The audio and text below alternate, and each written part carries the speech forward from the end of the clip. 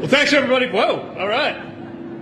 We've got good audio. Thank you, everybody, for coming. This is a very exciting day, and we're honored to host this event in the literal backyard of the Department of Transportation. I made sure to arrange today's weather, and we'll speak a little bit more later, but let me begin by introducing you to my colleague and friend who is guiding the implementation and coordinating the many agencies involved in this historic bill from his seat at the White House, Mitch Landrieu.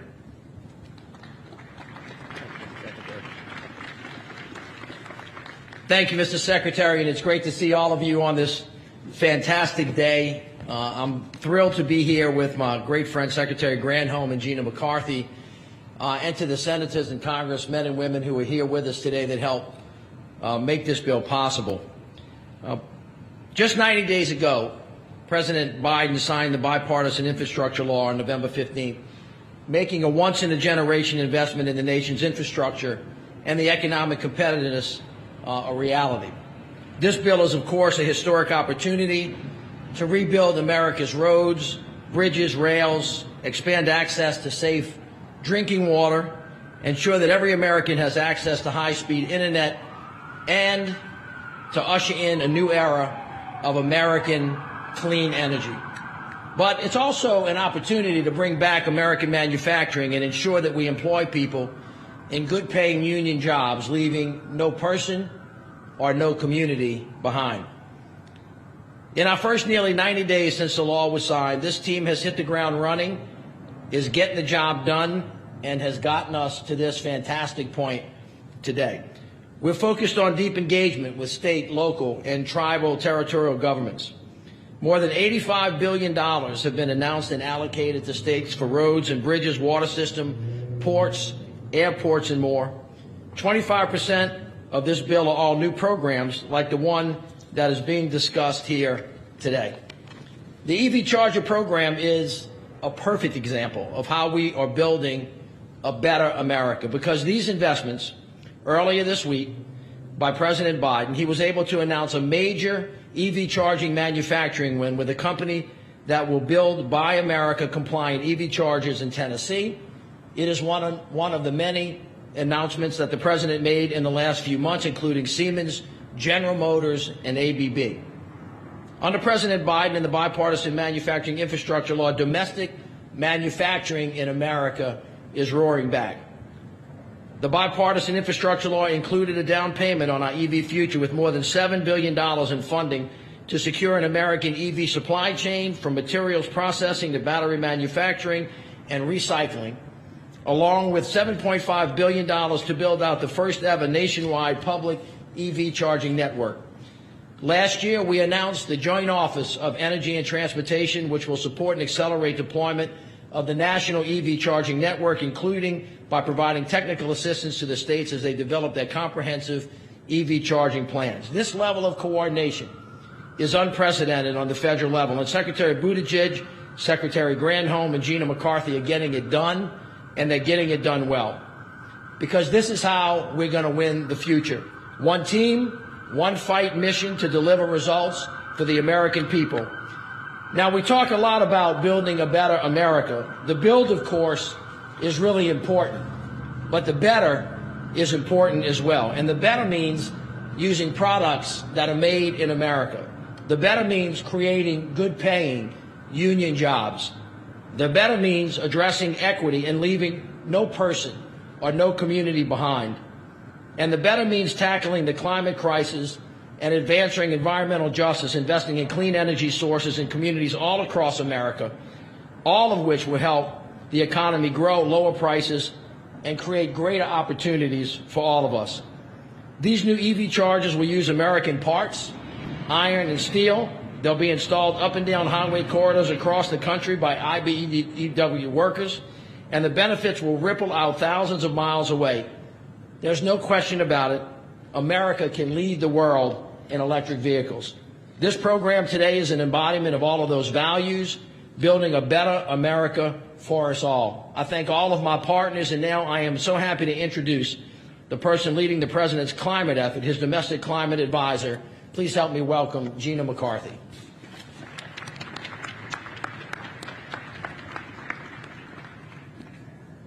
think I can take this off here. Ooh. Thank you, Mitch. It's great to be here. Thank you, Secretary Buttigieg, for always hosting and having good weather. I can't quite figure that out.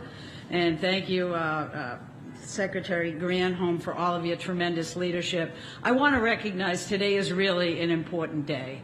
And I want to recognize some of the folks who are here and thank them for being here and for their leadership. I see Senator Copper. Thank you, sir, for all of your leadership. I see Senator Heinrich.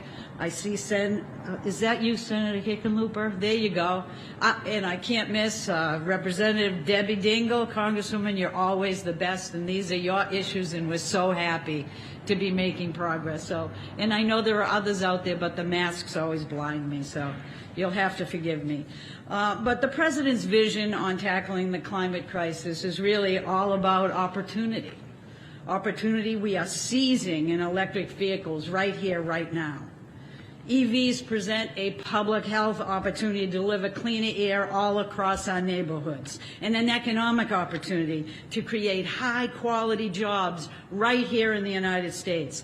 And that's why President Biden is so excited. He has taken decisive action to jumpstart an American EV future that is made by American workers. And over the past year, the President has rallied automakers and auto workers behind a national goal of 50% electric vehicle sales share by 2030.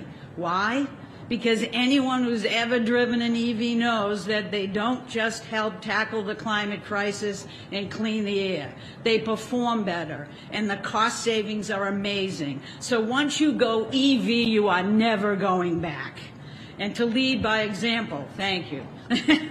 And to lead by example, the President committed his administration would go all electric by transitioning our federal fleet of more than 600,000 cars and trucks to zero emission. So by 2035, every single vehicle we buy, including trucks, will be zero emission models. And today we're making historic investments to build out our country's first nationwide network of 500,000 EV chargers, and at the same time, the President's Made in America policies are spurring investments in manufacturing and building our EV future here in America.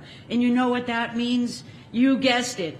Good paying union jobs, building electric vehicles and chargers right here as we move our charging stations forward so everybody can know that they're accessible. Because of our President's leadership and all this terrific work by his cabinet, EV demand is already growing, and the transformation is well underway. You know, last year's EV sales nearly doubled. Now they're higher than ever before, and they're projected to go higher and higher every year. And a family that chooses an EV will save up to $1,000 a year on fuel. There is nothing better than the steps we're taking today to show the American public that this administration is working for them, for their families, their communities, and get us into the 21st century economy, leading the way right here in the United States. So I am incredibly excited, in case you couldn't tell, and I am both happy and honored now to introduce the Energy Secretary of the United States of America, Secretary Granholm, a woman who is leading the charge, pun intended, towards our EV future.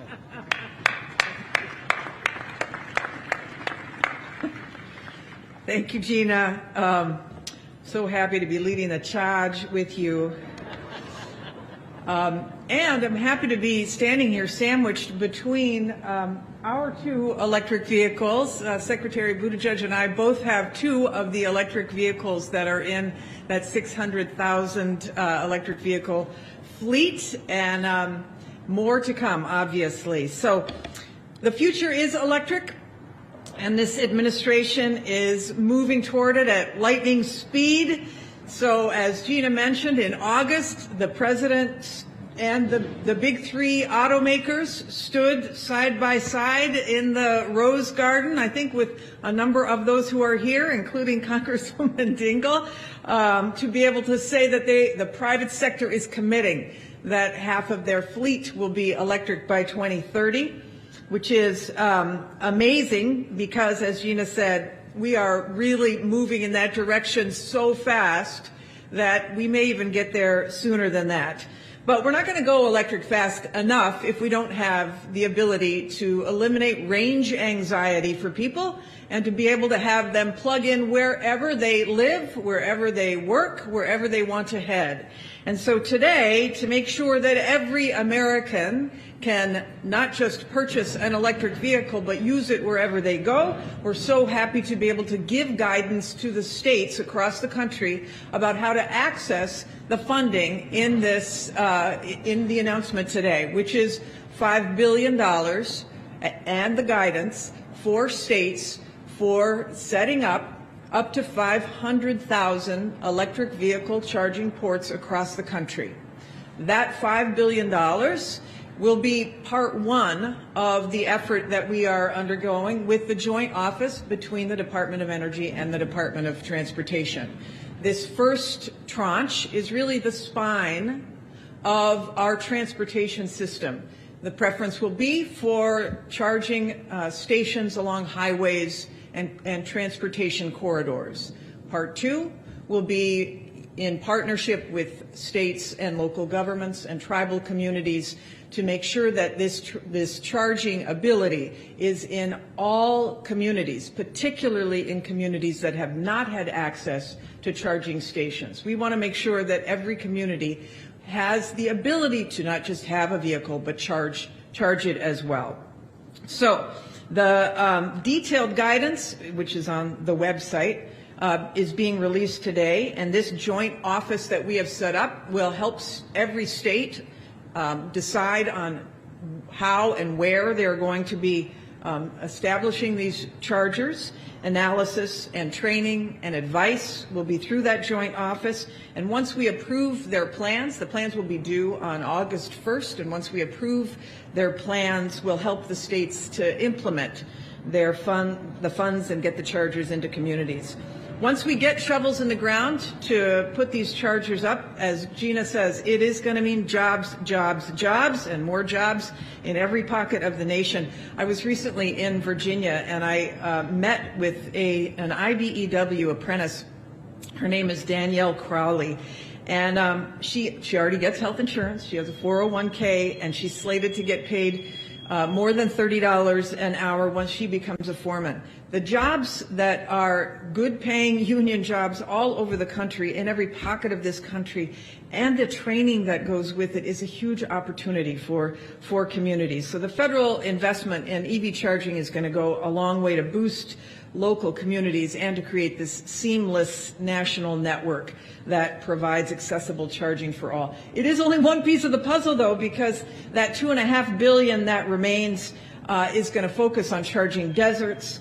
And let me just say that the opportunity here in terms of affordability is very clear, especially, and I'm so grateful that these members of Congress are here who understand the importance of bringing down costs for real people, because the next step in the president's agenda is to get that Build Back Better initiative passed, and that will reduce the cost of these vehicles off the top at the dealer up to $12,000 per vehicle.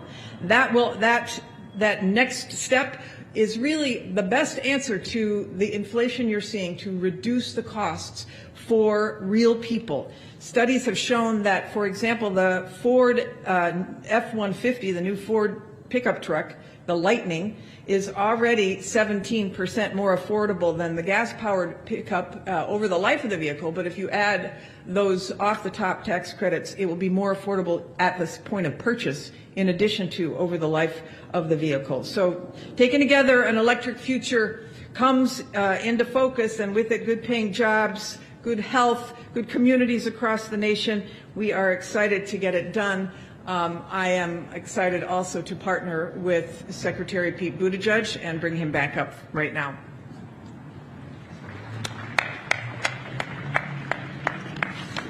Well, thank you, and again, welcome to the DOT. I am so thankful for our partnership with the Department of Energy and with Secretary Granholm, and so thankful for her leadership on this, with Mayor, Advisor, Director Lander, who has been such a leader on many of these issues from before he came here to Washington, and we're so thankful to team up with him and his team now. For National Climate Advisor Gina McCarthy, who brings such enthusiasm and such expertise to these issues. And I want to thank my own colleagues, Deputy Secretary Polly Trottenberg, who is here somewhere, there she is, and the whole DOT team who've done such extraordinary work on this. I want to thank the congressional leaders here, Representative Debbie Dingell, who lives and breathes the auto industry and is constantly making sure that workers win in this electric vehicle future. Thank you for your leadership. Senator Carper, who is also Chairman Carper, one of the authors of this historic bill and someone for whom we are so thankful in having shaped it to be the generation-defining investment that it is. Thank you for everything you've done to get us here. Senator Heinrich, who among other things has educated me on how things are a little bit different in big western states where safety issues include countermeasures for elk, not something that comes up very often in Indiana. Thank you for your attention to making sure everybody is included in these infrastructure investments and for everything you're doing on Capitol Hill. And my friend and neighbor, Senator Hickenlooper, who established Colorado as a leader in the field as governor and is now similarly in the United States Senate, helping America lead the way for the future. Thank you for being here and for everything that you've done. And to all of the members of Congress from, I might add, both sides of the aisle who acted to pass this bipartisan infrastructure law, which contains so many of these transformative investments in critical infrastructure and electric vehicle infrastructure like what we're celebrating today. I grew up in an auto town. A town that emerged around the Studebaker car company and one of those moments in which the U.S. auto industry powered America into the future and helped to create an American middle class. And I also grew up in the shadow of empty auto factories because the very same people and companies that represented innovation for one generation didn't always manage to keep with the times for the next generation. Innovation is central to the past, present, and future of our auto industry. And we see that right now with the opportunity for America to lead the electric vehicle revolution. U.S. companies and workers are ready, but as so often, while industry is ready to lead the way, good public policy has to pave the way. President Biden's historic law marks the largest investment in EV infrastructure in American history. And what we're doing today is rolling out the first part of that investment, with allocated amounts for the first year of nearly $5 billion, allowing the states to begin building out their pieces of the nationwide EV charging network that we're going to need along our interstates and major highway corridors. We already know that EVs are the future. The auto industry is headed there. Consumers are increasingly headed there. The market is headed in that direction already, which might raise the question of why we're bothering. But there are three major questions that we have to act in order to make sure the answer to those questions are the right ones. Will it happen quickly enough to help us confront the climate crisis with all the lives and livelihoods at stake? Will American companies be the one to lead the way, with American workers getting those benefits? And will every American consumer, no matter where you're from or where you live, be able to reap those benefits? Those things will not happen on their own, but they will happen with our action. And make no mistake, as my colleagues shared, the benefits are enormous. EVs aren't just cheaper to fuel, they are cheaper to own. Cheaper to maintain because they don't have some of those expensive components or things you've got to change, like engine oil or spark plugs. They save owners thousands over the lifetime of a vehicle on maintenance and repair costs alone, in addition to the fuel savings. And we know that the cost of EVs themselves will continue to come down in the year ahead. And crucially, these savings actually have particular potential for those who live in rural areas. I know that because of the way electric vehicles entered the market, many might think of them as a luxury item, something that belongs to those who live in the biggest cities next to the most chargers and have the most money to spend. The reality is, nobody benefits more from EVs in principle than those who drive the longest distances, which is often our rural Americans, stand to save the most money on gas and maintenance, provided we support rural communities and do not leave them behind in the EV race. Same for many in our cities who may live not in a single-family dwelling, but in a multifamily dwelling where we need to be intentional about their charging infrastructure. Last week, I talked to the mayor of a small rural town in Colorado. We talked about how his community had been once known as the Valley of Death for EV drivers, but now they were acting to make sure that they had strategically placed chargers. A county commissioner in rural Minnesota told me about the importance of charging infrastructure for people in the ag sector who need to drive long distances to get their crops to market. And it is to support communities like this that our department released our EV Rural Toolkit a few days ago. Whatever you count on your car to do, whether it's dropping off your kids, which you can now do in a plug-in minivan, or whether it's powering your shop tools on a work site out of one of these remarkable electric pickup trucks. EVs are for everybody. And the good news is 48 states have already designated EV corridors, highways that are ready for EV charging infrastructure. And some of our most rural states, including Montana, including New Mexico, are ahead of the curve with more miles of EV corridors than many of their more urban counterparts. And this is just one part of the vision. Soon we'll be rolling out an additional $2.5 billion for a new grant program with even more funding for chargers at the community level across the country. And none of this is going to be possible without American workers who will build this national network of EV chargers. Nor is it possible without the partnership of innovative electric vehicle companies from Silicon Valley to the Motor City that have paved the way. And earlier this week, the President announced new private sector commitments to build chargers, another source of jobs, alongside building the vehicles themselves, and creating those jobs right here in America as part of the administration's Buy America vision. So we know that we have a lot of work ahead of us to build the EV charging network that will be available to every American, but we also know that America is up to the challenge.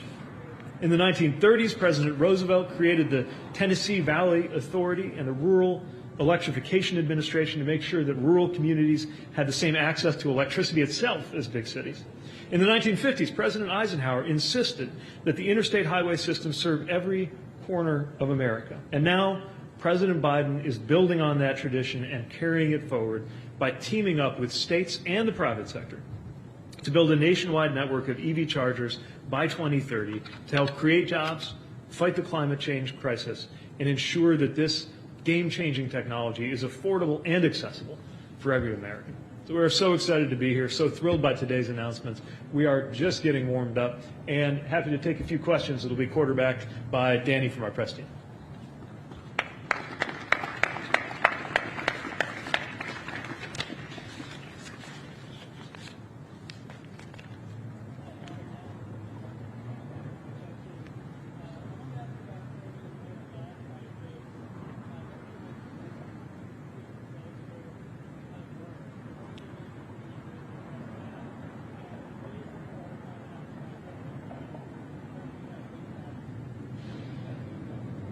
So the administration has been acting aggressively in several ways, including the Strategic Petroleum Reserve, also diplomatic efforts, knowing, of course, that gas prices are a function of oil prices that are set globally, and ensuring that when and if there is any evidence of gouging or market manipulation, that's acted on aggressively.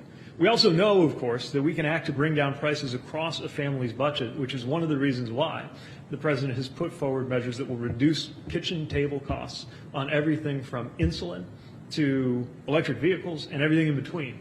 And we continue to be hopeful of congressional action to make that a reality.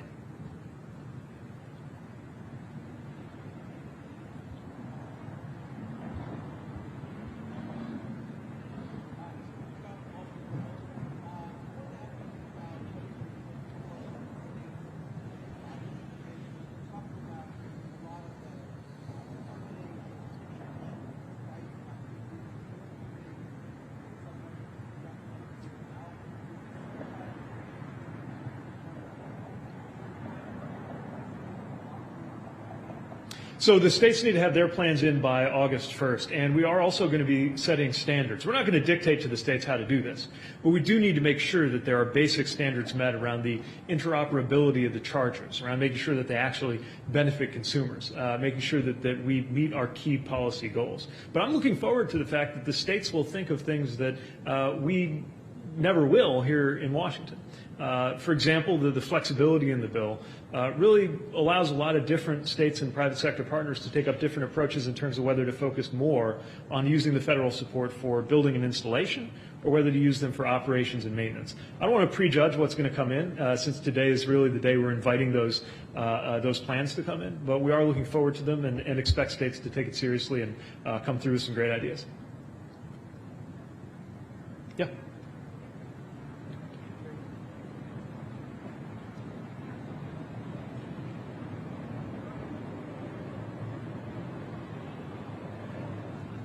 The only thing I would add to the question that was just asked about standards is that in the guidance we do want to make sure, consistent with the President's goals, that 40% of the benefits of these investments flow to communities that have been disadvantaged, and that there are standards with respect to labor participation. So that too is very important. And then one other thing that Secretary Buttigieg alluded to is that the states do know best. There are also opportunities to dig once, meaning that there are broadband provisions that were also passed for states. There are obviously transmission lines potentially, and then of course there's EV infrastructure in an effort to blend and to be efficient. Having to dig once in where it makes sense is also something we'll be looking for.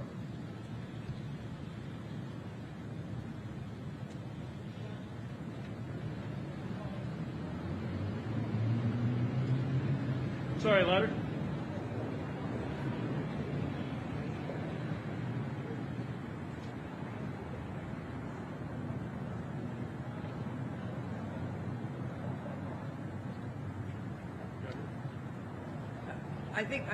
It will depend, right? I think the private sector will have something to say about that. But we do think that the $5 billion will get up to 500,000 charging ports. Now, again, we're going to look at the states. Some of those charging stations, most of them, will have more than one port associated with them. There are many states that are going to use this to leverage further investment. I mean, I know Michigan, for example, has already an electric vehicle program where they are splitting the costs, with the state granting a grant. I think it's up to maybe $8,000 if there is the private sector commitment and the unions. So it's a third, a third, a third. So those are the numbers that we're looking at.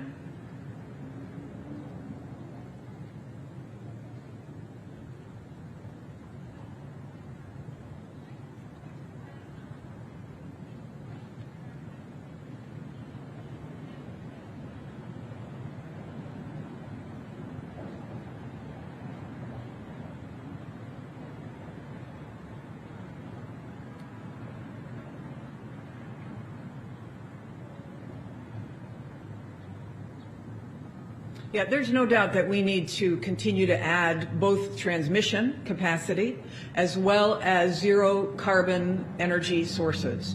That may, obviously, we're very bullish on renewable. That means we also have to add the storage to make that renewable dispatchable and reliable. But there are other sources of energy as well. Hydropower is a big one with zero carbon emissions. Nuclear has zero carbon emissions, and there's also a lot of technology to decarbonize the existing fossil fuel infrastructure. Ultimately, the President's goal is to get to 100% clean electricity by 2035. If we do that, that means essentially we've got to significantly enlarge the capacity, and that, of course, takes into account the additional charging that electrification will require.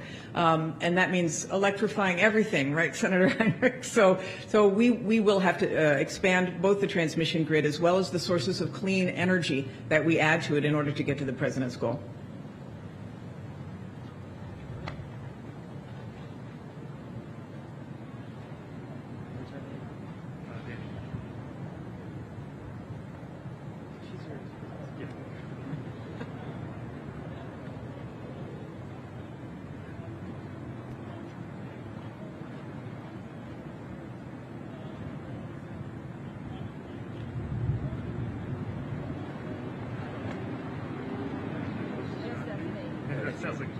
That sounds like me because it's a hard one. The others are not.